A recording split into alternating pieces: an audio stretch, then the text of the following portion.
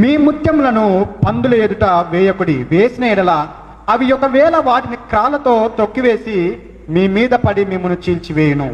ఏమంటున్నాడండి? పరిశుద్ధమైన ఆ వాక్యంను ఏమని పోల్చాడు? ముత్యములతో పోల్చాడండి. ముత్యము కంటే శ్రేష్టమైనది వాక్యం. కాబట్టి అలాంటి ముత్యాలను పందుల ముందు చల్లొద్దు. పందులకు ముత్యము యొక్క విలువ తెలీదు, అవి తొక్కేస్తాయి. విలువ తెలియని వాళ్ళ దగ్గర, వాక్యపు విలువ తెలియని వాళ్ళ దగ్గర, దేవుని విలువ తెలియని వాళ్ళ దగ్గర, దేవుని యొక్క భయం లేని వాళ్ళ దగ్గర నాకే తెలుసు అని గర్వపడి గర్వాంధులైపోయి దేవుని వాక్యానికి విరుద్ధంగా వెళ్ళిపోయే వాళ్ళ మధ్యలో ముత్యములు అంటే వాక్యాన్ని చల్లవద్దు. వాళ్ళ ఎదుట వెళ్ళి వాక్యాన్ని ప్రకటించాల్సిన అవసరము లేదు. ఏం చేస్తారంట? ఆ వాక్యాన్ని వాళ్ళు కాళ్ళతో తొక్కివేస్తారు, కాళ్ళతో తొక్కివేస్తారు. అంటే లెక్క చేయరనమాట.